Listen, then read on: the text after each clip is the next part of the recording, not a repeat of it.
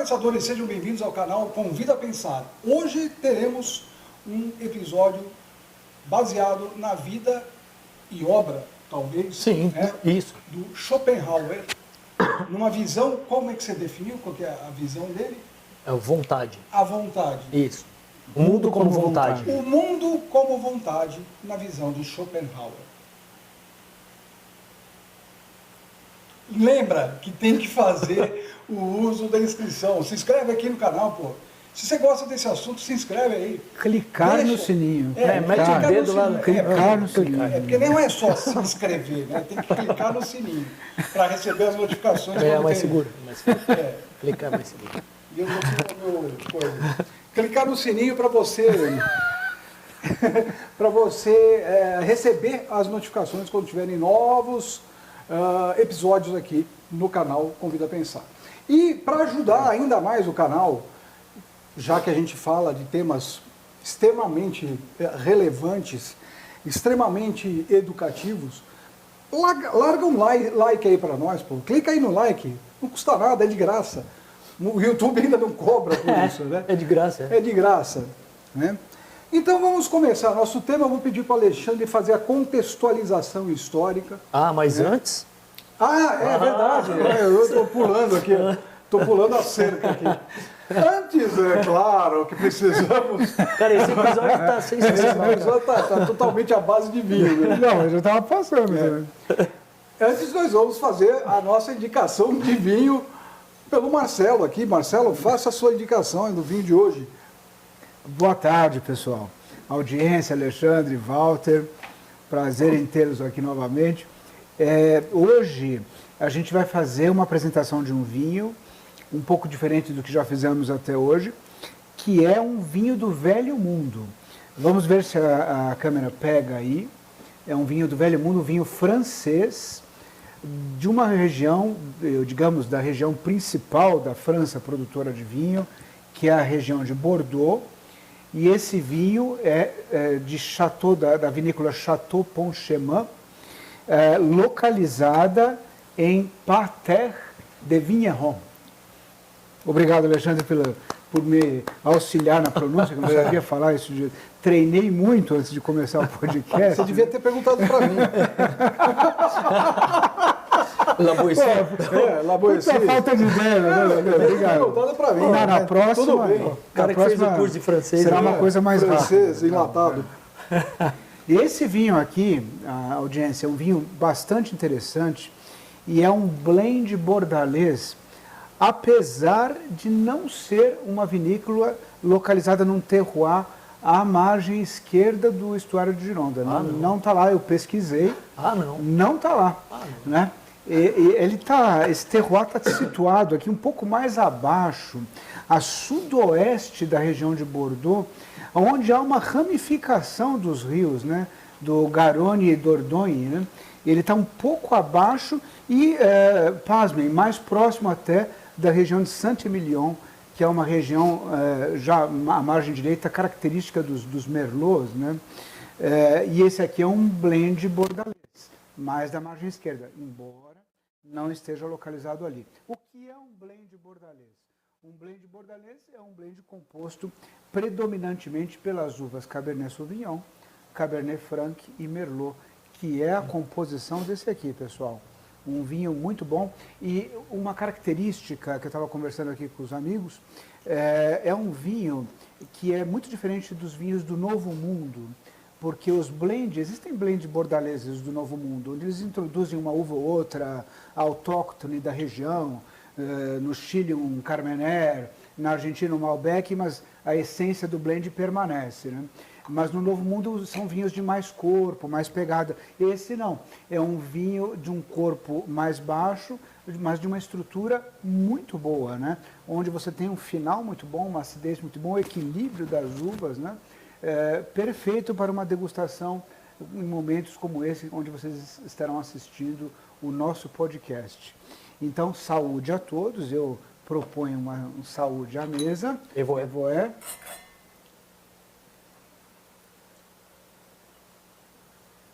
E agora sim, Alexandre. Muito bem, não. Só um minuto, Alexandre. Claro. que eu vou precisar novamente lembrar uma coisa aqui para o pessoal. Pessoal, comentário. Deixa os comentários também. Às vezes eu faço essa questão, peço esses comentários no final do episódio, e eu já vou pedir agora, no começo, né? Faça seu comentário. Nem que for para você falar, valeu, ficou bom, tal, ou ficou ruim, mas deixa seu comentário, principalmente no sentido de coisas que você quer ver aqui no canal Convida a Pensar, né? Temas novos, ou se você ficou com alguma dúvida desse tema de hoje, também deixa essa pergunta aí, não leva para casa não. Pode deixar que a gente vai responder, né? Era isso que eu tinha que falar. Agora vamos com o Alexandre. Que dizer depois que o nosso amigo Marcelo aqui deu uma aula de bacia hidrográfica de Bordeaux, né? Vamos tentar ser relativamente interessante.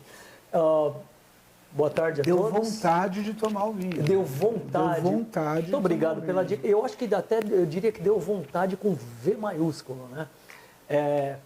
É por isso mesmo. Hoje falaremos sobre o mundo, a vontade segundo o mundo. A vontade segundo os imóveis. Olha, eu também. Como vontade. O mundo como vontade, segundo Schopenhauer. Vamos falar de Schopenhauer hoje. E eu gostaria de dar um contexto histórico. Você quer falar alguma coisa? Desculpa, eu esqueci. Esse podcast... Achei que você ia falar em seguida, mas fala já. Não, fala já. Putz, esqueci. Esse episódio está sensacional. Esse podcast atendendo, como nós nos propusemos, a atender pedidos da audiência, sugestões, etc., ao meu amigo Luciano Demarque, de São Bernardo. Saúde, Luciano, espero que você... nos assista, um brinde a você, a família. Saúde, Luciano. Né? Família. Pediu que falássemos sobre Schopenhauer e aqui estamos atendendo o seu pedido. Faça seu pedido, né? Desculpa a interrupção, se prossiga. Peça pelo número, hein? Peça pelo número. O combo. Isso. Então vamos lá. Vou dar o contexto histórico do Schopenhauer, né? O Schopenhauer, eu estive conversando com o Marcelo semana passada, é um dos caras que é mais importante a gente saber o contexto histórico em que ele viveu. Tem muito a ver com o que ele viveu, as coisas que ele disse, né? Schopenhauer, ele nasce em 1788, ou seja, um ano antes da Revolução Francesa. Então esse cara nasce, no ano seguinte a ter a Revolução Francesa, ele passa por todo o terror jacobino, ele passa pelas guerras napoleônicas, né, que são encerradas em 1815, quando Napoleão é exilado na ilha de Santa Helena. Depois ele passa pela Segunda Revolução Francesa, em 1830, e depois ele passa pela Primavera dos Povos, que foi em 1848, que foi quando a gente tem todas aquelas revoluções pipocando na Europa ocidental. Então esse cara passou por um período difícil, ele passou por um período de guerras, embora tenha uma contradição aí. Esse período de guerras foi um período de muito otimismo, parece um contrassenso, mas as pessoas no século XIX achavam que essas guerras, que essas revoluções levariam a algum lugar legal. E depois elas vão entender, finalmente, quase no finalzinho da vida de Schopenhauer, que foi em 1860, quando ele morre, as pessoas vão entender que não, essas revoluções não trouxeram a gente para um lugar muito melhor do que o que a gente estava antes, que é o que geralmente acontece com revoluções. Essas pessoas e alguns filósofos também, né? Há vários deles. Tem a ver com o nosso assunto. Tem a ver com o que a gente vai falar, muito, claro. Então, assim, eu espero que fique claro ao longo do episódio, até o fim do episódio, que vocês entendam por que o Schopenhauer foi sumamente ignorado durante a maior parte da vida dele e depois, nos últimos 7, 8 anos da vida dele, ele passou a ser lido com alguma avidez, coincidentemente não tanto por filósofos, mas mais por artistas e músicos e o pessoal da literatura, que abraçou mesmo o Schopenhauer, mas muito no finalzinho da vida dele, até pelo momento que a Europa estava vivendo. Eu vou deixar com o Marcelo, para o Marcelo dar uma introdução. Então, Marcelo, o que você quer falar sobre o Schopenhauer? Se quiser falar sobre vontade, talvez fosse legal a gente começar falando da vida dele, eu acho que é muito relevante, aí a gente entra nos conceitos. Sim, o Schopenhauer, ou Schopenhauer, a gente estava até entrando numa discussão aqui qual é o nome correto de se pronunciar, se a audiência também se quisesse manifestar, estudiosos em alemão aí, né? Mas enfim, ele era filho de um comerciante bem-sucedido e que tinha a ideia de tornar o Schopenhauer um verdadeiro herdeiro dele, tanto dos bens como da profissão, né? E ao longo da vida, da adolescência, na infância e adolescência, ele propôs a Schopenhauer que ele fizesse uma viagem, né, ao redor da Europa, dos principais países, com o intuito, né, de conhecer justamente as práticas comerciais, né, para que ele voltasse mais sábio disso e engrenasse essa carreira aí de uma maneira melhor. E ele foi, né, o Schopenhauer foi, e pasmem, né, o que aconteceu foi que ele prestou muita atenção, na verdade, nas mazelas da humanidade, né, que ele encontrou em diversos países. Isso sensibilizou Schopenhauer, que voltou com uma outra ideia para casa, né? Aí, Alexandre, dá uma continuidade aí, falando aí do relacionamento que ele tinha com a mãe, principalmente, né? E daí para frente. Isso, e essas mazelas que você falou se deveram muito às guerras, né? Período de guerras, foi isso que ele viu. Ele viu muito sofrimento, doença, morte, ele viu bastante esse tipo de coisa, né? É legal que você falou que ele era filho de um comerciante, inclusive o nome dele, para a gente, seria Arthur, né? Ele é Arthur, ou Arthur, não, eu falei meio francês, mas enfim, Arthur, eu não falo alemão, ele é Arthur Schopenhauer. E esse Arthur foi escolhido de propósito, porque seria um nome muito mais universal do que um nome alemão. Ele não é um nome alemão típico, comum. Então, o pai já escolheu esse nome pensando, esse cara vai fazer negócio com a Europa toda, então o nome Arthur é um nome que todo mundo sabe pronunciar, é um nome que é confortável para todo mundo. Vou abrir o primeiro parênteses do dia, que é para linkar o Schopenhauer com o Sidney Magal. Caramba! Você não esperava isso, né, Valtão? Não esperava não. Foi um exemplo que me veio na cabeça agora que eu achei interessante, é muito parecido com isso. O Sidney Magal, olha que interessante, o nome dele é Sidney de Magalhães, esse é o nome dele. O empresário teve a sacada de falar assim, cara, eu quero lançar esse cara numa carreira internacional. O mundo não consegue pronunciar Magalhães. Tanto que o Fernão de Magalhães, se você for para os Estados Unidos, eles estudam como Magellan. Magellan, não é Magalhães. Ninguém sabe falar Magalhães, né? Esse LH ainda com tio no ar, é impossível. Então, qual foi a sacada do cara? Eu vou cortar o nome dele para Sidney Magal. Ele cortou no L, para que ficasse palatável para todo mundo. Foi o que me veio na cabeça agora por causa do Arthur Schopenhauer. Relação dele com a mãe. A mãe casa com o pai naqueles casamentos arranjados, né? O pai era muito mais velho que a mãe, talvez pelo menos uns 20 anos mais velho que a mãe. E me parece que é um casamento em que um não tinha muito a ver com o outro e eles não eram felizes juntos. Existe, de novo, uma fofoca de que a mãe traía o pai, isso não é provado, mas existe uma desconfiança ali de que havia alguma espécie de infidelidade do casal. E o pai do Schopenhauer, quando o Schopenhauer tem 17 anos, o pai morre e provavelmente se suicida. Isso também não é provado, mas não é provado, mas é provável, né, que ele tenha cometido suicídio. E o Schopenhauer, consciente ou conscientemente, acabou colocando isso muito na conta da mãe, né? Por conta do relacionamento conflituoso do pai e da mãe, ele achou que a mãe tinha culpa nesse suicídio do pai. Quando o pai se suicida, é interessante, né? O Schopenhauer acaba liberto dessa promessa que ele tinha feito para o pai de que ia continuar os negócios do pai como comerciante. E a mãe parece que tinha uma mente muito mais liberal, falou assim, ó, a partir de agora você está livre. O que você prometeu para o teu pai não vigora mais. Teu pai morreu, faz o que você quiser. Você quer ser um estudioso, como você diz? Você quer ir para a universidade? Ele vai para a universidade, está tudo bem. E é o que ele resolve fazer. Então ele vai para a universidade e ele vai mais para esse lado da filosofia mesmo. Se quiser continuar dessa parte... E eu preciso te interromper agora, que antes de ir para a filosofia, ele estudou medicina. Ah, é verdade. Ele fez uns anos de medicina, né? E é ali que ele conheceu pessoas ligadas à filosofia, sim, que fizeram ele achar a filosofia mais interessante, fizeram ele se identificar com filosofia. Isso. A partir de então, né, que ele abandonou a medicina, né, e começou a seguir com filosofia. Isso. Né? Então a gente ali achava que ele tinha achado o caminho da sanidade, né? Porque ele estava na loucura fazendo medicina. Aí ele achou o caminho, mas não, né? A coisa continuou piorando, né? Foi piorando. Achava que não dava para piorar. Foi. Mas você vê, a questão do mau relacionamento do pai com a mãe, né?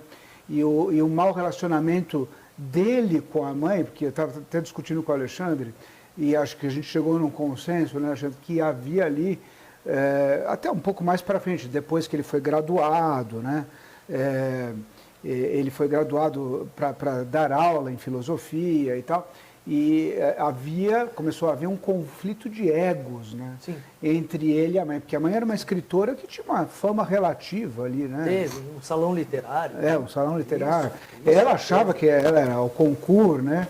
E ele dizia, né, por parte dele, ó, você só será famosa por ser minha mãe, né? Né? Então havia esse conflito de egos aí. Então você vê que ele já vinha tendo uma vida familiar perturbada, né? Até que ele começou a dar filosofia, a lecionar filosofia na universidade. Alexandre. Isso. Aí ele vai para Berlim, né? Ele vai para Berlim e essa história que o Marcelo falou é muito legal, né? Porque ele escreve o primeiro livro dele. O Marcelo lembra o nome. Fala, Marcelo, qual o nome do primeiro livro que ele escreve lá? Da tese, né? Da tese Sobre a raiz quádrupla da razão suficiente. O princípio da razão suficiente. É um nome maravilhoso. Raiz quádrupla do princípio da razão suficiente. Você tem que escrever para saber tem. Quem é X e quem é Y. Isso aí. E esse livro, como o Marcelo falou, é baseado na tese de doutorado dele. E quando ele escreve essa tese, quem está na banca... Eu só cheguei na raiz quadrada. Eu não cheguei nem nisso. Eu cheguei na raiz tripla. Aí quem está na banca, né, Marcelo? Julgando na banca... Ninguém mais do que... Ninguém mais, ninguém menos do que Hegel. Hegel, que era a grande vedete, né, a grande estrela da universidade. E aí o que o Schopenhauer faz? Schopenhauer é um cara muito combativo, né? Então ele resolve ir trabalhar na Universidade de Berlim, que é onde Hegel era a grande estrela, mas não só isso, né? Ele decide colocar as aulas dele no mesmo horário das aulas do Hegel. Porque ele falou, eu vou tomar... Simultâneo. Diz que a palavra mais leve que ele usava para se referir ao Hegel era charlatão. Ele dizia que toda aquela... Quem já tentou ler Hegel sabe que é difícil, né? O nosso semideus Clóvis de Barros, uma vez ele disse, eu explico um monte de coisa, tal, mas não me peça para explicar Hegel, porque isso está acima da minha capacidade. Tem coisa que eu não mexo. O Clóvis. O Clóvis. Então ele disse, tem coisa que eu não mexo, eu não ponho a mão, porque não é para mim. O Schopenhauer dizia que o Hegel, toda essa linguagem rebuscada e complicada dele era uma cortina de fumaça para um cara que não pensava nada e não tinha nada para dizer. Era isso que ele falava. Ele atribuía, podemos dizer assim, o adjetivo pejorativo, né, de palhaçada. Ele achava que a filosofia do Hegel era uma palhaçada. Ele dizia, cara, ele não diz nada, ele amontou, ele vai concatenando várias palavras complicadas porque ele não tem nada para dizer, ele não quer que você entenda, porque ele não está te explicando nada, ele está te enrolando. Mas, enfim, como ele era um cara muito combativo, ele vai e ele pede para dar aulas no mesmo horário do Hegel para poder tomar alunos dele. E aí o resultado é desastroso, porque o Hegel tinha 200 alunos registrados para as aulas dele e o Schopenhauer teve 5. Ele foi perdendo esses 5 durante o ano, durante o semestre, e aí ele desiste de dar aulas, né? Porque é por causa do fracasso total que ele teve de confrontar o cara que era a grande estrela do... E o Schopenhauer pensava muito dele mesmo, né? Schopenhauer tirava fotos e escrevia atrás da foto assim, ficava vermelho por causa daguerreótipo, né? Que era o protótipo da fotografia. Ficava meio vermelha a impressão tal, do cabelo, e ele escrevia atrás, olha, meu cabelo não era vermelho. Ele tinha muita preocupação com a imagem que ele ia passar, né? Não por ser vermelho, mas para deixar claro, meu cabelo não era vermelho, isso aqui é da foto. Então ele se preocupava muito, contratava pessoas para verem o que estavam dizendo sobre ele nas ruas e tal. Então ele era um cara muito interessado na própria reputação, né? E aí, continuou daí. E aí cabe a colocação, uma reflexão.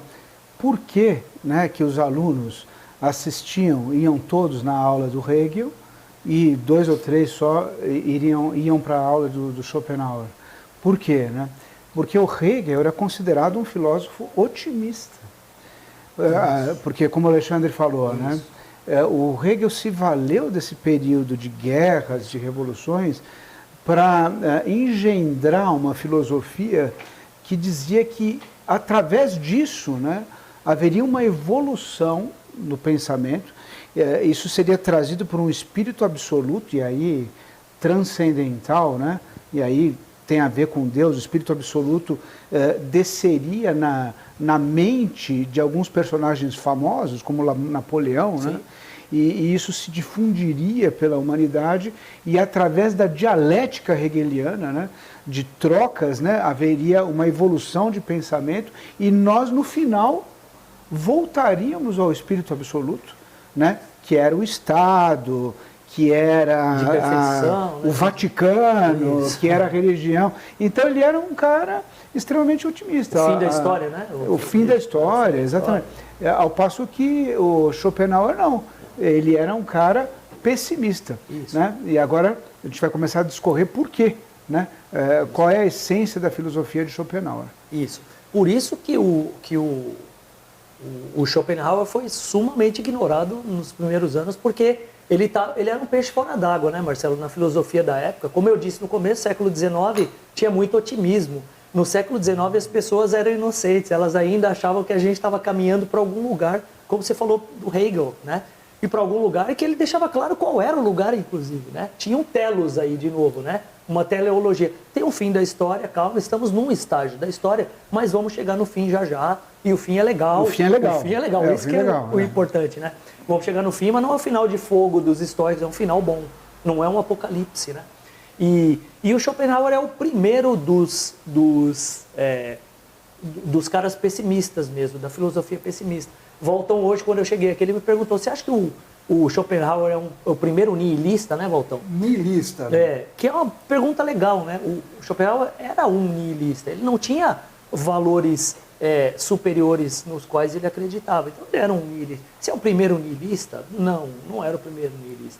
Mas eu acho, né, Marcelo, você me diz aí o que você acha, eu acho que naquele contexto do século XIX, aquele zeitgeist ali, ele era fora da curva, né? Ele foi o único que estava dizendo esse tipo de coisa. Os outros estavam muito mais otimistas, apontavam saídas e soluções. Na verdade, o Schopenhauer apontava saídas, né? E eu acho que ele se rendeu admitindo que existe a vontade, né? Mas ela é ruim, né? Não tem nada bom ali. Mas admitiu que ela existe, que ela domina, né? Sim. Mas é uma coisa negativa. Exato, viu como uma coisa negativa, mas se rendeu, né? De certa forma se rendeu a isso, né? E propôs saídas, né? Que a gente vai discutir, mas que não existe nenhuma saída muito objetiva, muito redentora, né? E nenhuma é muito agradável, né? Nenhuma. Vamos falar disso. Não, até tem, mas agradável, mas transitória, né? Fugaz. Então, isso. A que é agradável é a hora do recreio, vai. Isso, né? Um recreio, um intervalo. Isso. Vamos falar de vontade já ou não? Sim, vamos falar da essência dele. Tá bom. Só posso te interromper? Claro. Esse episódio que vocês estão falando aqui seria assim o início da carreira, vamos assim dizer, dele como filósofo, ou como uma propositura filosófica, foi até que idade? Que idade que ele estava nesse momento? Olha, o mundo como vontade e representação é 1818. Esse eu tenho bem na cabeça. Ou seja, ele tinha 20 anos, é isso? Ele nasce em 1788, 30 anos. Embora, nesse momento, o livro não foi valorizado. Não, foi ignorado. Ele pedia para as pessoas irem ver a popularidade e as pessoas falavam. Por isso que ele não teve, inclusive, audiência nas aulas, né? Contra o Hegel, porque ninguém quis saber do que ele dizia. Até porque era muito pessimista mesmo, né? Você imagina um aluno entrando na sala e você falando, cara, isso aqui é horrível, isso aqui é uma vontade cega, você não sabe para onde vai, na verdade não vai para lugar nenhum, acabou. As pessoas naquela época, principalmente, não queriam ouvir esse tipo de coisa. Não queriam ouvir isso, mesmo se fosse realidade. Acho que nem hoje, né? As pessoas querem ouvir a palavra redentora e não a pessimista. Né? Então, as pessoas querem ser consoladas, né? Exato. A pessoa prefere uma ilusão, talvez. No fundo, todo mundo sabe que a coisa está ruim, né? Só que precisa de um fôlego, né? Precisa pôr a cabeça para fora para dar uma respirada. Para sobreviver, né? Para sobreviver. Como algumas pessoas buscam isso na arte, outras buscam na música, outras buscam no esporte. Eu acho que você precisa buscar uma forma de lidar com isso aqui que realmente não é fácil no dia a dia, né? Não é tranquilo. Quer falar de vontade, Marcelo? Então, eu acho que a gente tem que começar assim, porque o Schopenhauer foi muito inspirado por Kant. Né? Isso, é importante. E tem não dá para falar de Schopenhauer sem falar de Kant. né? Porque ele se baseou nisso e subverteu algumas coisas. Né? Então, para falar de Kant, o problema do Kant era as duas críticas básicas, né? Que era a crítica da razão pura e crítica da razão prática. Na crítica da razão pura, o Kant basicamente dizia o quê? Que você não pode conhecer aquilo que não passa pela sua experiência. Se não passar pela sua experiência, você não tem condição de conhecer. Então, tudo que é metafísico... Deus, né? Deus, a própria essência, né? A essência geral da humanidade, não dá para você conhecer, né? Porque não passa pela sua experiência. Ele se rendeu à metafísica. Ele parou de falar sobre metafísica. Depois de tanto estudar, Kant foi um dos filósofos que mais escreveu, que mais tem livros. Né? Muito bem. E ele fez uma crítica depois, que é a crítica da razão prática, onde ele praticamente jogou do outro lado. Né? Ele falou, opa, peraí, a gente precisa aceitar a razão pura como pelo menos um elemento regulador de moral. Né? O que é isso? Né? Na Terra, por exemplo, né? Falando de justiça, na Terra não existe justiça. Né? Você vai para juiz, você vai para tribunal, tudo isso pode ser influenciado por outros, né?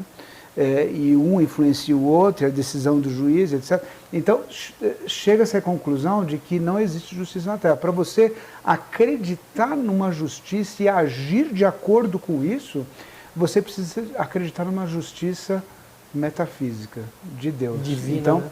Mesmo que você não consiga provar Deus, ela funciona como um elemento regulador. E essa foi a crítica da razão prática de Kant.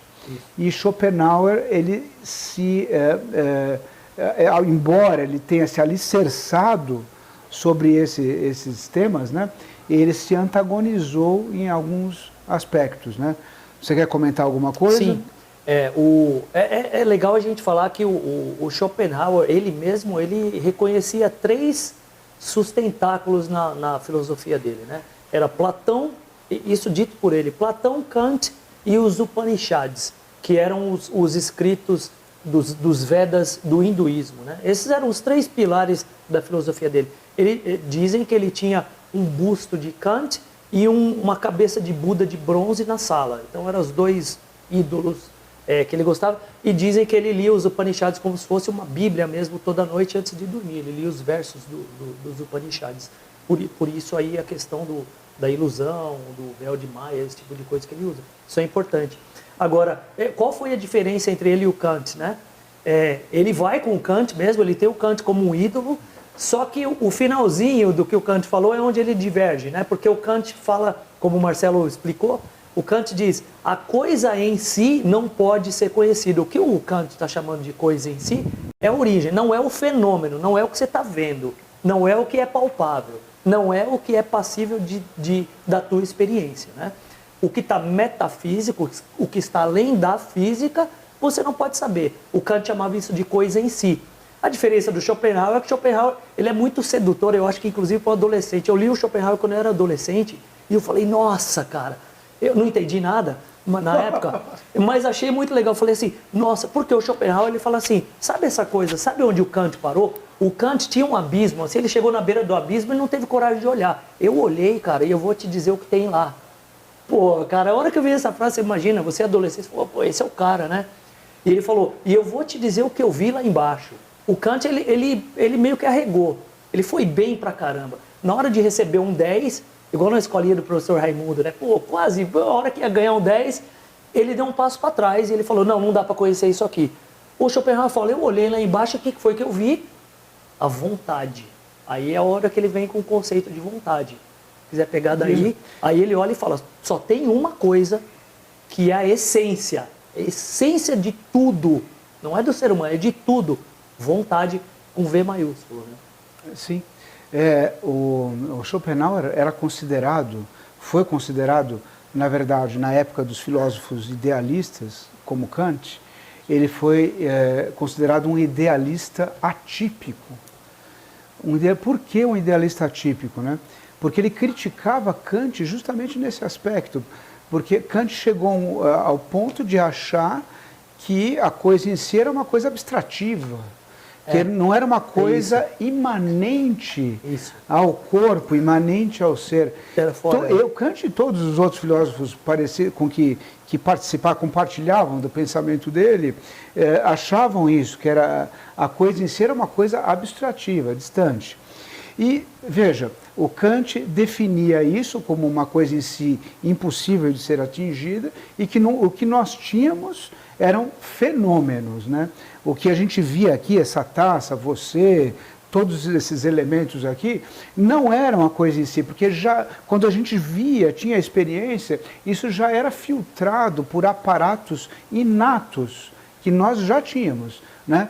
Pela parte sensível, que era o tempo e espaço, né? Nós já classificávamos isso como tempo e espaço, e pela parte cognitiva do intelecto, que era conceitos e juízos.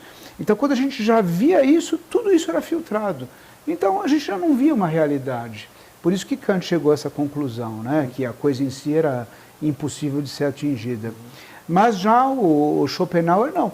Ele achou que isso poderia ser alguma coisa imanente do corpo, né? Do ser humano. E aí se chegou ao conceito de vontade. Ele achava que o que existia e o que determinava tudo que estava ao nosso redor, o corpo, né? O que nós tínhamos dentro do corpo e tudo, os objetos, era vontade, né? E o que nós tínhamos era individuações da vontade. Esse copo era uma individuação, você era uma individuação da vontade, né? Particularmente o ser humano eram formas finitas da vontade. E a vontade ele definiu como algo infinito, né? Algo cego, né? Algo assim que queria perpetuar e sem fim, sem um propósito definido. Isso. Infinito, cego e sem significado, que é o que mais dói para as pessoas ouvirem, né? Para a gente explicar, Marcelo explicou brilhantemente, perfeito.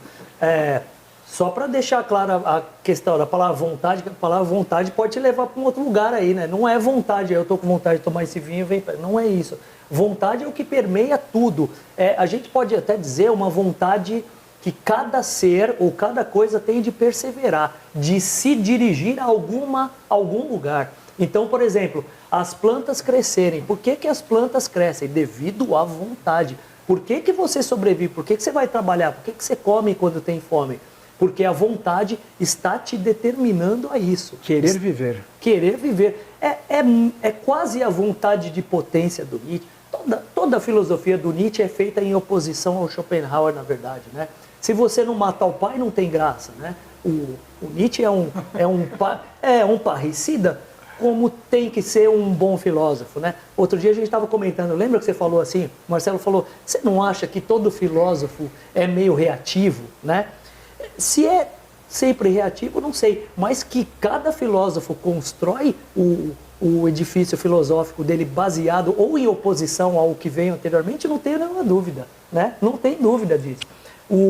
Então, assim, você tem que matar o pai, né, cara? Tem que matar o pai. Até os budistas diziam, né? Se você encontrar o Buda na tua frente, mate o Buda. Ou seja, isso é do ser humano, né? Mate o Buda. O budista dizia isso. Então, vamos lá. Para eu não me perder aqui. Ele chamou isso de vontade. Então, esse impulso que todos os seres e todas as coisas têm de perseverar e se tornar o que precisam ser. Essa vontade permeia tudo. As plantas crescendo, você se alimentando, o sol nascendo todo dia, tudo isso é vontade. E o que ele colocou? Como essa vontade é cega, ele disse assim, então uma frase legal dele, né? Que ele fala assim, existe o véu de Maia, né? Que é uma ilusão. Tudo que a gente vê é ilusão, a gente não vê, a gente vê o fenômeno. De novo, a taça, o prato, a mesa, a gente vê o fenômeno. E aí existe um véu de Maia. Ele fala, o sábio consegue talvez ver além do véu. Só que na hora que o sábio pega e rasga o véu, o que ele vê do outro lado não é um Deus, é Satanás. Ele diz essa frase. Claro que ele não está personificando Satanás. O que ele está querendo dizer é que se tem alguma coisa que move esse mundo, não é uma coisa boa, né? Claramente é uma coisa ruim. E aí ele vai propor, né, Marcelo? Não sei se eu estou pulando, mas ele vai propor algumas, basicamente duas saídas para isso, né? Como é que você se livra da vontade? Como é que você se livra? Acho que a gente pode ir para o impulso sexual primeiro, né? Que ele fala. Mas Quer falar outra coisa? Vamos voltar um pouquinho? Vamos. Ainda antes, né? Então, você vê, o Kant falava de fenômeno e o Schopenhauer, ele se valeu disso, ele acreditava no fenômeno. Né? Só que ele transformou esse nome em representação. Isso. Tanto que o livro é O Mundo como Vontade e Representação. Representação é o que você vê. É o fenômeno do Kant. E de novo, né, Marcelo? A tua representação, ou como você representa uma coisa, não é do mesmo jeito que eu represento. Por isso que é ilusão. Né? Isso. O que você vê não é o que eu vejo. Exatamente. Né? Cada um vê de uma forma diferente, porque cada um filtra de uma forma diferente. Isso. Cada um tem um aparato aqui inato diferente. Diferente, por isso que é ilusão, né? Exato, isso. Né? E, então ele viu isso. Ele pegou de Kant o fenômeno, só que ele denominou de representação, só que ele achou que não, peraí, não é fenômeno. A coisa em si pode ser conhecida e é chamada de vontade. Então, ele se diferencia do Kant aí. E dá no Kant em outra também, né? Quando Kant fala do imperativo categórico, né? Que você tem que fazer uma coisa como se fosse bom para você e bom para todo mundo. Todo mundo tem que fazer. Peraí. Deve haver aí alguma coisa que está tutorando esse pessoal. Como existe uma verdade universal. Quem decide, né? O que está certo. Se existe uma verdade universal para todos, né? Isso aí deve vir de Deus. Né? Então, e ele dizia, não, peraí, a paixão, o sentimento determinado para a vontade supera tudo isso, porque isso é do ser humano, né? E se vem de Deus, não deve ser verdade, porque ele pregava um ateísmo filosófico, Schopenhauer, né? Então foi contra Kant, novamente, nesse sentido, né? Perfeito. Então ele acreditou que havia representação, como Kant havia definido, mas agora, sim, você acreditava na coisa em si, que era a vontade. E como que você percebia a vontade? Você percebia no conhecimento intuitivo do seu corpo. Isso. No conhecimento mais profundo do seu corpo, nas ações, nos atos, aí você percebia o que era a vontade. E no batimento cardíaco, ele fala isso. Teu coração bate sem você dar alguma ordem para ele. Né? Exato. Teu coração bate e teu sangue vai ser bombeado e tudo isso vai acontecer à tua revelia. Ou seja, quer uma prova maior de que existe uma vontade fora de você que está fazendo isso? Porque claramente não é você que está fazendo. Pelo menos não é você conscientemente. Né? Isso. E aí, para onde essa vontade vai te levar? Para o pêndulo. Você vai falar isso? Não, fala você. Fala você para depois a gente falar sobre os métodos de combater isso que ele propôs. Fala por que ele achava que a vontade era ruim, né? Isso. Ele acha que a vontade é ruim, por quê? Porque a vontade, primeiro, ela vai te fazer desejar, né? Deixemos claro que o Schopenhauer, ele era uma espécie de asceta. Na verdade, não é que ele era. Ele pregava isso. Ele ensinava isso para os outros, ele nunca fez, né? Tá aí mais uma contradição, embora a gente possa deixar em aberto se ele queria pregar isso como uma verdade absoluta, né? Que era para as pessoas seguirem, ou se era só um exercício filosófico, que também sempre tem essa opção, né? Quando eu vejo alguém criticar um filósofo porque pregou uma coisa e fez outra, eu penso, mas espera um pouquinho, o cara disse que ele vivia dessa forma, ou ele criou uma forma e ele disse, olha, eu acho que as coisas são assim, mas não estou a fim de fazer. O Schopenhauer claramente não estava a fim de fazer o que ele pregava, né? Nunca fez. Mas enfim, ele achava que a vontade te fazia desejar coisas. E o desejo te levava para um pêndulo. Então acho que talvez a imagem mais famosa do Schopenhauer é o pêndulo, né? O pêndulo significa o quê? A tua vida é uma oscilação entre desejar coisas, né? Entre a falta de algo que você deseja te machuca. Se algo te falta, você não está feliz. Você está faltando alguma coisa, você não está feliz. Então ele dizia que a tua vida oscila entre a falta e o empapuçamento da realização desse desejo. Então assim, você sofre porque não tem alguma coisa, imediatamente após você realizar esse desejo, você tem uma sensação de vazio, de tédio, porque você já realizou. Imediatamente você tem que desejar outra coisa. Tem uma imagem que o Clóvis usou uma vez, numa aula do Nietzsche, que eu acho fantástica, que ele fala que o desejo, para o Nietzsche, mas também para o Schopenhauer nesse caso, é como aqueles olhos de gato que tem numa estrada. Você está dirigindo, você liga o farol ilumina o primeiro olho de gato. A hora que você chega nele, ele se apaga e acende o próximo. E acende o próximo. E acende. Ele coloca que isso é uma boa forma da gente entender o desejo. Assim que você realiza um, já vem o próximo. Só vou dar um exemplo. Eu tive numa palestra semana passada, e um cara fez uma palestra muito legal, era um psicólogo, e ele falou que ele deu para a filha dele uma bonequinha LOL uma vez. Eu não sei se alguém aqui conhece, uma bonequinha desse tamanho que vinha dentro de um ovo. No Brasil custava um olho e um rim. Nos Estados Unidos custava centavos de dólar. Coisa de... A bonequinha feia, zoada, vinha dentro de um ovo.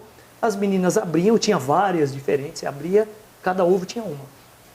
E hoje em dia é muito comum, o Marcelo não vai saber porque não tem filha dessa idade, tem filhas mais velhas. O Valtão talvez vai saber porque está mais por dentro do YouTube. Você sabe que o YouTube hoje é muito comum, esses canais de crianças abrindo brinquedos. Sim. Assim, você sabe disso. E esse cara, ele falou que ele deu uma LOL para a filha dele e a filha dele abriu e ficou decepcionada. Por quê? Porque ela assistia vídeos de 30 minutos em que o desafio era, vou abrir 30 LOLs em 30 minutos. Então, assim, quando a filha dele abriu a primeira, ela falou assim, tá, mas cadê as outras 29? Percebeu que triste? Então, assim, o meu desejo... Insatisfação dos desejos. Né? Cara, tá bom, abri a primeira, mas cadê o resto? Né? Que conste aí, né? Que conte ainda o capitalismo tardio nosso que está fazendo consumir mais. Mas é isso. Então, eu acho que coloquei mais ou menos aí o que é a vontade, é um pêndulo, ou você deseja, ou realizou, e está entediado porque já realizou, precisa desejar de novo. Então, você é escravizado pela vontade. Não é isso? E com isso ele conclui, né, que a vontade, em primeiro lugar, é a coisa em si, mas ele põe uma restrição, é a coisa em si em cada corpo, porque você não consegue ter acesso à vontade geral, à vontade sensu lato, porque quando ela está no corpo, ela ainda é classificada em tempo e espaço. Né? Ele faz essa colocação e ainda aí, remetendo às origens kantianas da coisa. Né? Então, ele fala isso, então ele considera isso uma coisa que existe, mas que é ruim, como o Alexandre definiu. Ou ela te leva à necessidade de satisfação de um desejo incessante, né? Ou se você satisfaz todos os desejos, você se encontra no tédio. Né? Aí ele propõe, basicamente, 3 vias. Né? Deixa antes das 3 vias, vou só falar da questão sexual, que ele diz que, inclusive, a questão sexual é um problema, né? Porque, assim, é um artifício, é uma artimanha da vontade para te fazer reproduzir mais sofrimento. Então, ele chega nesse ponto. Então, ele era a favor de uma abstinência sexual, de novo, para os outros, claramente não para ele, mas para os outros, uma abstinência sexual, porque, cara, uma relação sexual gera novos componentes da raça humana, ou seja, novo sofrimento. Então, é uma perpetuação do sofrimento. É o que o Richard Dawkins, o biólogo, chamaria hoje de gene. Ele tem um livro chamado O Gene Egoísta, que ele diz que tudo que a gente faz é por causa dos genes. Os genes controlam a gente para passá-los adiante. É meio que a vontade. Voltando até ao pensamento dos gnósticos. Né? Ah, sim, como é que era o nome que eles como é que era o Deus? O Demiurgo. Então, é isso que eu estava tentando. O Deus do mal, né? Eles pregavam a existência do Demiurgo, mas talvez a existência do agnostus theos, né? O Schopenhauer vai bem por aí, eu acho. Então eles pregavam a infertilidade total para que não se proliferasse a raça humana, para que não se expusesse ao sofrimento e a um destino fatal, né? Que era ser pego pelo demiurgo, na verdade. Né? Claramente isso aqui é criado por um Deus mau. Né? Então, exatamente, isso vem da época dos gnósticos. Então, até, né? E você vê, quando ele fala que você rasga o véu de Maia pensando que vai ver Deus e ver Satanás, é isso que ele está querendo dizer. Exatamente. Mas a ideia, desculpa, é a ideia de que a raça humana é um erro de Deus? Se Deus existe? Né? Se Deus existe, seria um erro. A existência do ser humano. Se Deus existe, já começou errado. Nietzsche diria, né? Deus é um erro do homem ou o homem é um erro de Deus? Aliás, Nietzsche fala que a mulher foi o segundo erro de Deus. Sensacional, né? Muito legal, né? O primeiro você sabe qual foi. Né? Mas nesse momento, vocês estão me mostrando aí uma visão do Schopenhauer, que até careceria de a gente fazer uma classificação, né? tópicos importantes que a gente precisaria levantar do Schopenhauer em termos do legado dele, né, do legado dele para o mundo. Então, o primeiro tópico é pessimismo, um pensamento pessimista. Eu acho que... A vertente dele é pessimista. E o completamente. porquê, né? Você entendeu o porquê Completamente. que ele é pessimista. Né? Completamente pessimista. Num mundo habitado por filósofos prioritariamente otimistas pela época que viveu. Por causa da época em que viveu. Porque ele acreditava que a vontade era uma coisa não metafísica, mas imanente, né, ao ser e levava o ser ao sofrimento. Ou por a necessidade de saciedade incessante dos desejos, ou se uma vez você obtivesse essa saciedade, ao tédio. Né? Por isso que ele era pessimista. Ser escravizado pelos desejos. O pessimismo dele vem em função dessa questão da vontade. Sem dúvida. Que é impossível de ser saciada. É aí que ele se pega mesmo. Porque ele fala, você sempre está na falta, né? E aí é onde eu consigo relacionar ele com Platão, porque eu acho que dos 3 pilares dele aí, eu acho que o Platão é o mais difícil da gente achar. Para mim, é bem assim, é o desejo na falta, é o desejo platônico mesmo, é o desejo pelo que você não tem o tempo todo. Aí é onde eu consigo juntar ele com Platão, é difícil. Eu acho que é só aí, viu? Eu também só vejo aí. É só aí, porque o mundo das ideias de Platão é diferente. Diferente, para ele não tem porque, isso. Exatamente, para ele não tem. Acabou, morreu, acabou. Exatamente. Platão era mais metafísico. Totalmente, o mundo das ideias e o mundo sensível. Não, Platão Então, completamente. o pensamento o Platão E você vê que os dois, sim, né, Marcelo? Os dois propõem a extinção dos desejos por motivos completamente diferentes. Né? Né? Completamente diferentes. O Schopenhauer considerava a religião uma alegoria metafísica. Uma alegoria. Alegoria metafísica. Uma metáfora. Alegoria. E mesmo traduz isso aí, vai. Traduz isso aí para mim. Não, então, alguma coisa que seria transcendental, que não seria daqui, né? Mas que não existiria, quer dizer, uma coisa criada artificialmente. Uma coisa que não pertenceria a esse mundo, mas criada artificialmente sem nenhum respaldo. Uma invenção. Isso aí, exato, uma invenção. Isso. Uma invenção sem uma respaldo. invenção não pertencente a esse mundo. É engraçado, né? Porque uma invenção não pertencente, mas ela é universal, ela é, no mundo inteiro temos religião, né? Mas temos opositores cada vez mais às religiões, né? Sim. Hoje nós temos pessoas que se contrapõem à religião muito mais do que em outras épocas. Em outras épocas você perderia a cabeça, né? Pegando uma carona do nosso episódio passado, vocês diriam que o Schopenhauer tem uma vertente estoicista? Estoicista não. Não? Não. Não. Estoicista não, porque... Acho que não dá para... Não, estoicista não, porque ele acredita nas paixões, talvez até mais atomista do que estoicista. Eu acho que no sentido de extirpar as paixões, sim, os dois, mas de novo, igual o Platão. Platão, estoicos e Schopenhauer, os 3 falam para você que paixão é ruim, se livre delas, mas por motivos diferentes, né, Marcelo? Acho que não dá para a gente dizer que os motivos são os mesmos. Então vou fazer a pergunta de forma diferente. O Schopenhauer ele tem a ideia de que o que é válido é apenas a questão racional? Não, para ele o homem não é razão. Não é? Não é razão, é vontade. É vontade que é passional. Ele diz... Ou seja, razão zero. A razão é secundária. Ele coloca como secundária. Ele só põe a razão, né, para diferenciar o homem dos outros animais. Ele diz assim... nós temos uma razão que os outros animais não têm. Né? E ele diz, até que ponto isso é positivo? Não sei, porque a gente se preocupa com o futuro, se arrepende do passado, a gente sofre bastante por conta da razão. E essa razão proporciona a nós o quê?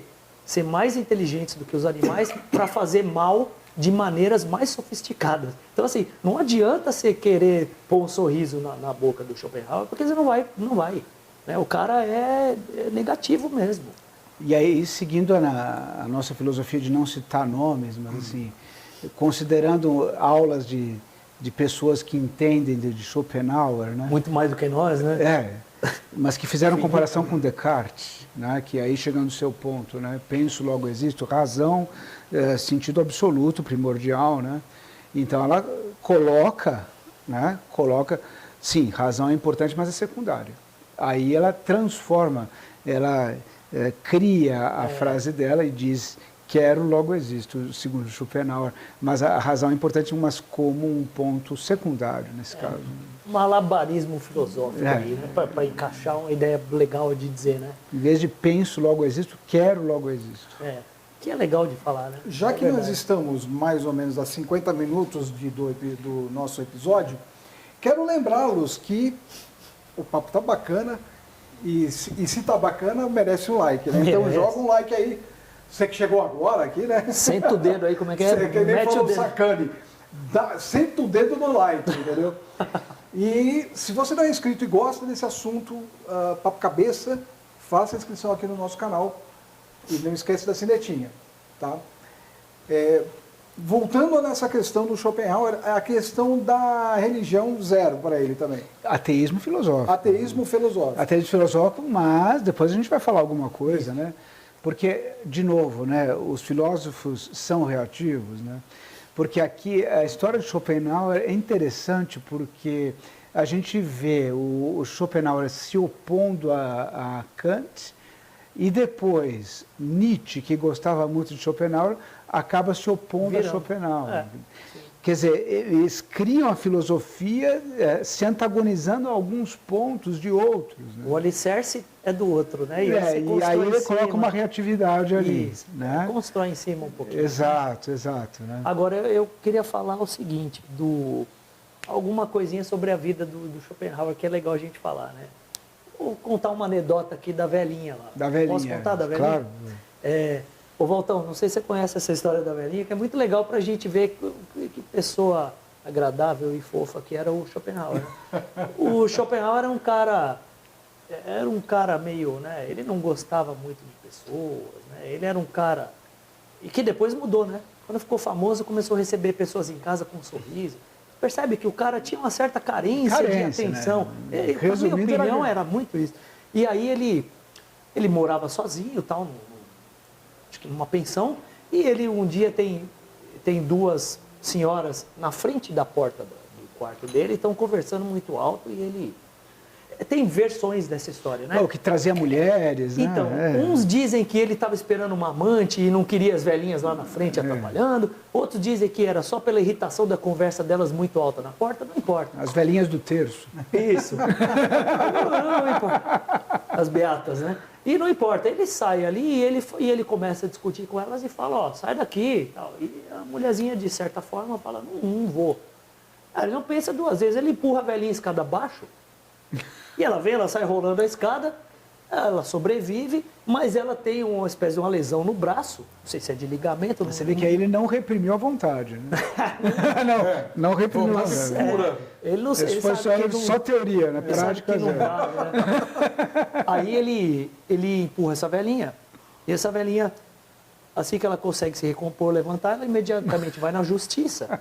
E a justiça condena o Schopenhauer a pagar para ela 15 thalers, que é o precursor do dólares. Olha que legal. Thaler é o dólar, né? Ele vira dólar depois. Mas, enfim, não sei quanto isso valeria hoje. 15 thalers por mês, até a morte da velhinha, ele está condenado a pagar isso. E ele era um cara muito sovina. Então ele tem muito ódio de pagar essa velhinha. Ele tem tanto ódio que dizem, não sei se é verdade, que ele persegue a velhinha como um espião no dia a dia. Porque a velhinha, o que ela alega é assim, eu estou processando esse cara porque eu sou costureira, com essa queda eu não consigo mais me sustentar, não consigo mais costurar. Então, eu estou impossibilitada de praticar minha profissão. E aí ele é condenado a pagar e dizem que ele persegue a velhinha no dia a dia para pegar alguma coisa que ela faça com o braço para negar o que ela tinha falado. Não, para provar que ela estava apta a trabalhar. Não consegue provar isso, passa algum tempo, a velhinha morre. Para grande alegria do Schopenhauer, a velhinha morre. Tanta alegria que ele vai lá e ele assina lá o termo de que ele não precisa mais pagar. E ele chega em casa, ele pega o diário dele, ele abre e ele escreve uma frase em latim. Ele escreve assim, obit annus, habit onus. O que significa, morreu a velha, foi-se a dívida. Entendeu? Então, obit annus, habit onus. É uma frase legal, né? Ela tem um jogo aí. Mas você vê que ele fica feliz e ele comemora a morte da velhinha. Dizem que ele sai na rua com um guarda-chuvinha dançando frevo, não sei se isso é verdade. Mas chegam a esse ponto de dizer que ele saiu comemorando lá. Então, assim, esse é o tipo de cara que ele era, né, Marcelo? O cara que pregava uma coisa, até com paixão, tal, não tinha nenhuma, só por animais. Não sei se você quer falar E nesse primeiro animais. instante aí, eu lembro muito o Raskolnikov, né? Quando ele mata a velha. Isso, que ele mata a velha, porque a velha A única coisa é que o nociva, Schopenhauer não teve a oportunidade de fazê-lo. Né? sem Não, mas dúvida. ele celebrou, de qualquer forma. E foram, de certa forma, contemporâneos, né? Porque o Dostoiévski nasce em 1821 e morre em 1881. Ele pegou a maior parte da... Sim, coexistiram. Né? Com certeza se leram, eu acredito. Um leu o outro aí. Sim, né? sim. Tem alguma influência mesmo. Mas vamos falar então, já que Schopenhauer considerava isso uma desgraça, esse era o pessimismo, enfim, nós estamos fadados ao sofrimento devido a tudo isso que a gente já explicou, ele propôs algumas saídas, né? Vamos falar das saídas, né? Mas ele disse o seguinte, olha, é o seguinte, a saída absoluta que é a ascese, né? Você abrir mão de tudo, você... negar o mundo. Mais ou menos entrar no estado de nirvana, né? Porque ele, depois, quando ele foi para Frankfurt, ele foi considerado o Buda de Frankfurt, era muito ligado a isso. Ele disse o seguinte, olha, a ascese é só para santo, viu? Não é que eu acho que todo mundo deva seguir isso. Quem tiver coragem o suficiente para afirmar a vida, que siga. Né? Ele falou. Ele não propôs nada, ele propôs essas saídas e falou. Mas a primeira via eu já falei, né? É a ascese, né? E tem a via estética e a via ética, se quiser comentar. Vou falar da estética, que é a arte, né? Mas principalmente a música, né? Eu acho a forma como ele coloca... O Schopenhauer é um cara conhecido por escrever muito bem. Então, ainda que você discorde, ou talvez não goste das ideias dele, a parte literária dele é muito legal, né? Por isso que ele foi abraçado por artistas, principalmente, por pessoas de muita sensibilidade literária. Ele escreveu muito bem, né? Mesmo em português, a gente acaba perdendo muito, né? A tradução de alemão para português a gente perde muito, mas ainda assim é muito bem escrito, é muito rebuscado. Então, ele propõe uma saída estética que é pela arte, principalmente pela música. Ele fala algumas coisas sobre a música, né? Ele diz que a música te dá um acesso à coisa em si, aí, né? Que as outras artes, outras situações da tua vida, outras atividades não te dão, né? Aí tem uma frase, né, que ele fala, né? Fazer música é fazer metafísica inconsciente. Isso, é isso mesmo. Metafísica inconsciente, é isso mesmo. Eu não ia lembrar dessa frase. Boa, é isso mesmo. E... por que ele diz que a música te dá acesso? Ele fala, a música não precisa de palavras, né? O Schopenhauer veio numa época que basicamente música instrumental, né? Tinha música vocal, mas é muito mais instrumental. Então ele fala, a música te dá acesso te dá um escape, né, desse mundo. É como eu gosto de falar, é hora do recreio. A música é hora do recreio. Ela não vai te salvar de nada, mas ela vai te aliviar um pouquinho. Você está estudando muito, está cansado, você vai pro recreio, você brinca com teus amigos, você come um lanchinho, depois você volta, né? E ele diz que a música te dá acesso a isso, mesmo sem palavras e sem imagens. A música não precisa de imagens e a música não precisa de palavras para te tocar. Mas o mais legal, que eu acho que ele fala, como ele escreve muito bem, ele escreve assim, a música, assim como a vida, traz consonâncias e dissonâncias. Então, assim, ela é um espelho da vida, só que ela é um refresco para o sofrimento da vida. Então, a questão da consonância e dissonância da vida é perfeita, porque é a oscilação. E a dissonância era importante, né? Claro ele valorizava muito na dissonância. Sim. Que você conseguiria entrar na essência, né? Sim. Na coisa em si. E é por aí, né, Marcelo? É nesse ponto que ele pega o Wagner, né? Quando ele a obra do Wagner é baseada na filosofia do Schopenhauer. E principalmente, o Wagner, enquanto ele tá escrevendo o Anel, né? Todo aquele ciclo do Anel que ele está fazendo, aquela grande obra que ele fez, ele está lendo Schopenhauer. Quando ele lê Schopenhauer, de novo, põe uma errata aqui se eu estiver enganado, mas eu acho que ele e a Cosima, inclusive eles tinham apelidos, acho que ele era vontade e ela era representação. Eles chegavam nesse ponto de dar apelidinhos schopenhauerianos um para o outro. A Cosima era a esposa do Wagner, do Richard Wagner. E aí, a hora que ele compõe o Tristão e Isolda, o Tristão e Isolda é a filosofia do Schopenhauer transformada em música. É a filosofia dele musicada. Musicada, não sei se existe essa palavra, acho que sim. Musicalizada? Musicada. Ele põe em música toda a obra de Schopenhauer, ele põe o Tristão e Isolda nessa obra. Inclusive, acho que essa obra até foi aquela que atraiu o interesse do Hitler, né? Tristão e Isolda. O Hitler se interessou muito por tudo do Wagner, porque o Wagner era um antissemita muito conhecido, né? Era muito antissemita, então eles já tinham essa coisa em comum. Mas eu acho que a obra foi um dos triggers, né? Eu não lembro. Eu sei que o Hitler, mesmo quando ele era ainda um soldado e um cabo na Primeira Guerra, ele deitava no beliche ouvindo Wagner. O Wagner espelhava para ele aquela coisa do povo nórdico, do povo ariano, que era ser alemão, ele achava que estava em consonância. E o Wagner via isso na filosofia de Schopenhauer, embora o Schopenhauer estivesse, perdoe a palavra pouco acadêmica, cagando para a Alemanha, sempre. O Schopenhauer nunca teve nem aí com a Alemanha, nem com país nenhum. Não era um germanófilo, né? Não era, nunca foi. Né?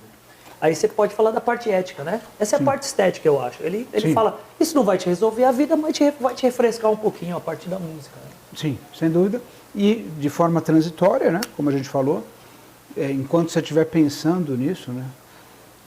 E ele desenvolveu também, então, a ascética, que era você negar absolutamente... Se a vontade te incomoda, se a vontade é o grande mal, então neguemos a vontade, a parte ascética, nirvana, budismo, por aí vai, né? É negação da vontade, ascese. E ele desenvolveu a parte ética, que é da compaixão. Uma maneira de você, pelo menos momentaneamente, se livrar da vontade era o sentimento de compaixão. Porque quando você desenvolve o sentimento de compaixão, você perde a individuação da vontade. Você reconhece a vontade como uma qualidade inerente a todos, né? Você percebe que a pessoa que está ao seu lado é um ser desejante tanto quanto você, precisa das coisas tanto quanto você. Vocês são um, né?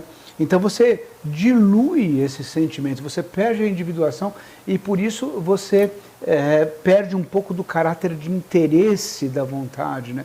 Não fica tão submisso a essa ação escravizante da vontade, né? Isso mesmo. Essa era a ideia de Schopenhauer.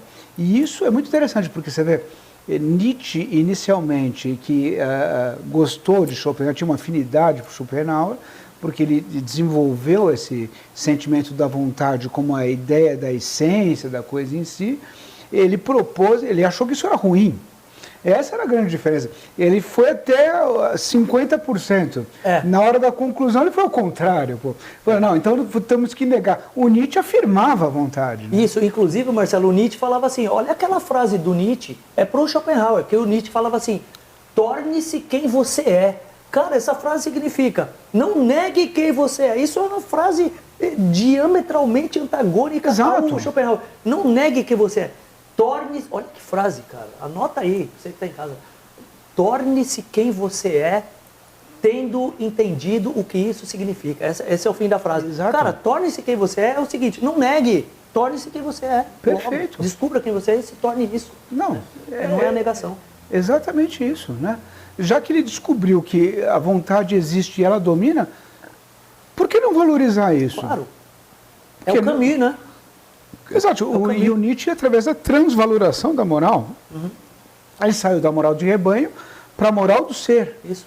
Não, você tem que seguir a sua vida baseado na sua própria moral. Isso. É o que você acha que você tem que fazer, você não tem que seguir moral de rebanho. Né? E o Nietzsche bateu muito na tecla dessa história da via ética de saída, né? de alternativa do Schopenhauer, porque ele dizia que a via ética, compaixão, você está enfraquecendo todo mundo. Isso daí é moral de rebanho. Você tem compaixão. Isso aqui é um enfraquecimento geral. De potência, né? E ele fez até uma analogia disso com o cristianismo. Isso. Né? Então, ele foi um ponto de antagonismo do Nietzsche, que outrora defendia as ideias de Schopenhauer. É isso mesmo. E você falou da compaixão, é engraçado que, de novo, vou voltar para a vida do cara, mas assim, que fique claro, não estou cobrando que o cara pratique o que disse. Se disse coisa legal, siga você, se ele não quer seguir. Mas ele fala de compaixão, mas nunca teve nenhuma, né? Eu falei en passant aqui que ele tinha compaixão pelos animais. Ele gostava muito dos britânicos, porque os britânicos já tinham um código de defesa dos animais, ele achava legal. Ele tinha um cachorro poodle chamado Atma, que significa a alma do mundo. E ele substituía esse cachorro cada vez que ele morria e dava o mesmo nome. Então, assim, ele tinha um cachorro meio que reencarnado, sempre da mesma raça e com o mesmo nome. Os caras falavam, ele estava sempre assim, com um cachimbo, daqueles cachimbos compridos, assim, ele andava na rua com esse cachimbão comprido e com o cachorrinho Atma. Os caras passavam 10 anos, 20 anos, 30, cadê o Atma? Estava lá, jovem. Os caras, o que está acontecendo? Ele substituía o cachorro morria, ele trazia um novo. Mas, de novo, ele defendia direitos dos animais, até porque ele não gostava de ser humano, ele era um misantropo, então, assim, como ele não gostava de ser humano, ele pregava a igualdade entre seres humanos e qualquer outro animal. Né? O que a gente vê muito hoje em dia, né? As pessoas que acabam não constituindo família, vivem sozinhos e tal, humanizam aquela história que até o teu irmão, o Plínio, né, é contra também a humanização dos animais. Né? Isso é feito por pessoas que têm um contexto familiar completamente diverso. Então você vê, que era o caso dele, né? E aí, Voltão, ele vai se tornar mais só famoso, né, Marcelo? Acho que podemos pular para isso aí já. Não sei se você tem alguma outra coisa. Vamos partir para o finalzinho? Ele passa a ficar famoso a partir de 1853, lembrando que ele morre em 1860. Então, os últimos 7 anos da vida dele, ele goza de muita fama. Por quê? Cara, a última Primavera dos Povos lá foi em 1848. Cara, 49, 50, não deu em nada. O povo ficou... Aí o povo estava preparado para ler o que esse cara tinha para dizer. O povo está, de novo, né? O contexto histórico, é o zeitgeist. O povo estava decepcionado. Cara, não fomos para lugar nenhum, isso aqui realmente não vale nada. Aí o cara vai ler, é isso aqui que eu acredito. Aí bate direto com o que a pessoa está pensando, né? Então aí ele começa a ficar famoso, realmente ficar muito famoso. Os livros dele começam a vender muito. Vou repetir, muito mais para artistas do que para filósofos, né? E aí é o momento em que ele também mostra uma mudança pessoal. Ele começa a promover jantares e as pessoas vêm e dizem que ele é super receptivo, recebe bem as pessoas. Porque se sentiu querido. Gosta de fazer selfie com as pessoas, sabe? Ele gosta, ele publica lá no Instagram dele. Selfie com aquelas máquinas de pólvora, né? Isso, ele publica no Instagram, eu e minha galera, ele abraça pessoas suadas na rua, ele passa a ser, né, começa a pegar criança ranhenta no colo, ele passa a ser um cara fofo, entendeu? Ele passa a ser um cara... Por quê? De novo, né, Marcelo? A gente já comentou isso. Era um cara provavelmente muito carente de atenção, ele queria ser um cara sucesso desde novinho. Finalmente ele atingiu o sucesso. Aí ele ficou feliz. Aí ele não era mais misantropo, ele abraçou as pessoas e aí ele estava satisfeito. Né? Que engraçado, né, essa questão esse comportamento, né, que você percebe que a pessoa lutou a vida inteira, né, para ser reconhecido como... E ele se sentia uma pessoa especial. Sem dúvida. Né, e provavelmente ele achava um absurdo as pessoas não entenderem isso. Né. Eu fico imaginando, né, ele viveu uma vida inteira para gozar 7 anos de... Né? É o comportamento reativo de Nietzsche. Né? E tem um monte de gente, né, que se acha assim, o mundo não me entende, eu sou evoluído demais. No caso dele, eu estou além dessa geração. Né? Meu pensamento só vai ser entendido daqui 100 anos. Um monte de gente pensa isso. No caso dele, ainda se tornou verdade em vida, né? Você acha que esses pensamentos filosóficos que passam a ter uma magnitude grande, como acabou acontecendo, influenciam nas tomadas de decisões políticas? Porque logo depois, acho que 7 anos ou alguns anos atrás, veio a guerra franco-prussiana. Né? Que é, talvez, o estupim das duas últimas grandes guerras. Né? A guerra franco-prussiana vai ter um reflexo na Primeira Guerra, porque ali, entre Prússia e França, o negócio ficou mal, né? a hora que os prussianos eles vão marchar desculpa, os franceses que vêm, não, os alemães vêm. A hora que eles vão marchar, Alsácia e Lorena, né? A hora que eles vão marchar sobre Paris, isso não vai ficar assim, né? Isso não vai ficar assim, né? Tá. Na verdade, é o Napoleão, né? A hora que o Napoleão ele vai lá e marcha em Berlim, depois tem o retorno aí na Guerra Franco-Prussiana, depois tem a primeira. Isso não vai ficar assim, isso vai ficar mal resolvido entre eles desde o Napoleão, né? Eu vou fazer minhas considerações finais. Eu gosto sempre de ligar o filósofo com a época em que ele viveu, e eu gosto muito dessa questão da coerência entre o que foi ensinado e o que foi vivido. No caso do Schopenhauer, zero, né? Teve zero coerência, o que não me incomoda em nada, porque tem partes da filosofia do Schopenhauer que eu concordo e acho que são muito úteis para mim, até um certo ponto, até a página 3 eu vou com ele, a partir da página 4 eu acho que tem um exagero aí, acho que tem um certo espernear de uma criança meio mimada que não estou dando atenção para ela, mas eu acho que o importante é a gente pegar o que o cara falou de interessante, de útil para a gente, e fazer essa filtragem mesmo. Então, assim, vamos cobrar a coerência dele? Se vamos cobrar a coerência, temos que fazer aquela pergunta no final do episódio agora. O Schopenhauer tentou te ensinar como viver ou escreveu uma forma em que ele acredita e quem quiser que siga, de novo, claramente ele não seguiu, ele não viveu pelas coisas que ele escreveu. Agora, de repente, se ele entendeu, olha, esse é o caminho, mas para mim não dá, não consigo, mas entendi que é assim, para mim está tudo certo. O cara aí perceber como é o melhor caminho, mas não se julgar capaz de seguir, ou até não quiser seguir esse caminho. O cara tem o livre arbítrio para fazer isso. Tem uma dúvida, você acha que todo filósofo escreve um contendo de, tipo assim, regras de viver? Eu acho que Autobiografia? Não, autobiografia não. O pensamento do filósofo é no sentido de fazer a promoção da mudança das pessoas, ou simplesmente ele coloca a ideia para ver o impacto que ela causa na sociedade? Não, assim, os filósofos raízes, eles colocam a ideia. Depende Eles colocam a ideia. Os estoicos e os epicuristas, a gente já falou, né? É filosofia para tempos difíceis. Aí acho que é um manual para viver melhor mesmo. No caso do Nietzsche, por exemplo, que a gente sabe que escrevia em aforismos e de maneira crua, não filtrava nada do que vinha na cabeça, aí o que vem na cabeça eu escrevo e quem quiser ler, que leia. Cara, que a gente falou de Maquiavel. Maquiavel trouxe o Príncipe, que é um manual. Maquiavel é um manual para governante. Manual para político, né? É um manual para guerreiro. Para governante, na verdade. Ele tem táticas de guerra também, né? De espionagem, essas coisas todas, né? É de política, né? Está servindo totalmente para política. Né? Exato, Então, realmente é um manual para político. Sim. Entendeu? Tanto é que Todos leem, Matheus. E é uma carta para o Médici. É uma carta para ele mesmo. Para dizer para ele, faça assim, assim, assim. É um manual mesmo. Isso foi um manual. Todos os políticos leem o Príncipe, né? Eu falei isso. É verdade. Indica um livro aí, Alexandre. O que a gente se baseou aqui o tempo todo foi o mundo como vontade e representação. Totalmente. Do Schopenhauer. Lá no box da filosofia ocidental também tem um episódio.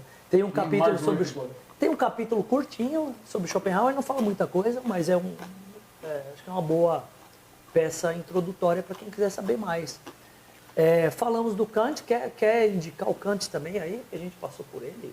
Não, crítica, não? Acho que assim, foi só um en passant, né? Uhum. Precisávamos do gancho aí, né? Sim. Mas crítica da razão pura, crítica da razão prática, crítica do juízo, né?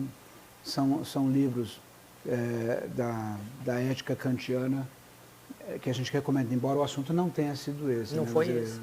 De novo, né? Sobre conjecturas que nós já fizemos em outros episódios, né? Você vê, Schopenhauer critica Kant por ele ser engessado em acreditar que a coisa em si era metafísica e que era impossível de ser conhecida. Né? Então ele deu um passo adiante. Né? Mas é aquela história, ninguém é perfeito. Né? Deu um passo adiante, se opôs a Hegel. Se opôs a Hegel, que era um cara muito famoso da época, que tinha uma dialética muito interessante, a dialética hegeliana. Ninguém pode dizer que não era interessante isso, tese, antítese, síntese. e chegando ao Espírito Absoluto, mas ele envolvia o Espírito Absoluto, que era uma coisa metafísica. Né? Então, depende de quem acredita nisso, na metafísica divina, de Deus, do Espírito Absoluto ou não. Né? Então ele fez essa crítica que é absolutamente pertinente, né? E desenvolveu a teoria dele numa vontade imanente, numa coisa em si imanente, não totalmente conhecida, mas um pouco mais conhecida, um pouco mais tangível que Kant apregoava, né? E você vê como a coisa evolui. Embora Nietzsche tenha vivido no mesmo século, acabou sendo um entusiasta e depois um crítico da ideia de Schopenhauer, porque Schopenhauer apregoava a negação da vontade. Ele descobriu a vontade e, por outro lado, achou que a vontade era uma coisa ruim. Então, ele apregoou a negação da vontade. E Nietzsche, ao contrário, descobriu a vontade, acreditava que era isso, que era esse o caminho, mas que a continuidade do caminho seria a afirmação da vontade. Né? Então, você vê, são vertentes filosóficas diferentes e que nos convida, nos excita a estudar, a entender, a ver a opinião de cada um e a debater. Filosofia é isso, né? É debater ideias, conhecimentos para o nosso enriquecimento pessoal. É isso. Nos convida a pensar. Oi. Ó. Genial. Por isso, esse canal ele tem o nome correto, cara. Genial. É Convido a Pensar. É porque a gente está aqui fazendo esse convite. Vem com a gente. Vem com a gente como? Vem em Se mim, inscreve vem aí. em mim. Vem em mim. Se inscreve aí no canal, dá like, comenta para os seus amigos, parentes, né, que existe um canal que fala esses papos filosóficos. Existe um canal que é o canal. Que é o canal. Vai rolar algumas groselhas aqui? Vai. Mas a groselha faz parte, né? Ela que adocica a vida. Vinho, groselha. Vinho, groselha, vocês podem ver que... Não, se for groselha é Milani. Então, é Milani. Que é a raiz, né? Pelo menos eu lembro da musiquinha. Outra marca eu não aceito. Eu também lembro. O jingle. Do jingle. Mas eu não vou Porque cantar. você lembra que os desenhos americanos, preto e branco ainda, tinham muitas musiquinhas que ficava aquela bolinha, A bolinha. caminhando em cima da letra, né? E os caras da Milani sacaram Faziam isso, fizeram a mesma coisa. Groselinha virou a essa groselinha bolinha. ficava em cima da musiquinha. Embora havia uma concorrência forte, que era do bar, na época. Do né? bar. Do bar, mas groselha vitaminada Milani. Bom, Do pessoal, bar eu não conheço porque eu sou novinho. Esse eu não conheci. você está com quantos anos? 53. Tá perto, Tá perto. chegando. Você vai alcançar a gente logo logo. Bom, a verdade... Que assim seja. A vontade de ser velho. Tem algumas vantagens de você ser velho, né? Por exemplo, vaga do idoso. Eu não vejo a hora. Usei hoje. Você usou? Usei no grau. Então. Aê, as não vagas vejo a do são as hora. melhores vagas, cara. Não vejo a hora. Na cara eu do coloco gol. meu cartão. Pá! A vaga Já com dei, o pé na areia, de frente para pé na areia, de frente para a praia, pro mar. Estou usando com o maior prazer. Com cara. o maior prazer, é direito que eu tenho. Lógico. Cartão de bilhete único do idoso. Não Não vejo a pago hora. mais metrô, não pago mais trem, não pago mais ônibus. Isso vale para qualquer um, independente da sua renda? Isso que eu estou em dúvida, que eu não tenho. Independente da sua é 60 a mais e depois de 65, aí é full. Escuta, isso é relevante para o nosso público Isso não é relevante idoso. aqui. Pessoal, vamos encerrando aqui, já começou os debates de velho aqui. Agradeço aí a audiência, pessoal, agradeço aí a sua... Próximo assunto é receita. Cadeira de balanço. Genérico ou original, o que é mais importante? Ai, caramba. Mas é isso, pessoal. Muito obrigado aí pela sua audiência. Muito obrigado por estar participando aqui com a gente, principalmente se está deixando os seus comentários. E nós vamos ficando por aqui. Vejo você no próximo episódio. Tchau, pessoal! Obrigado.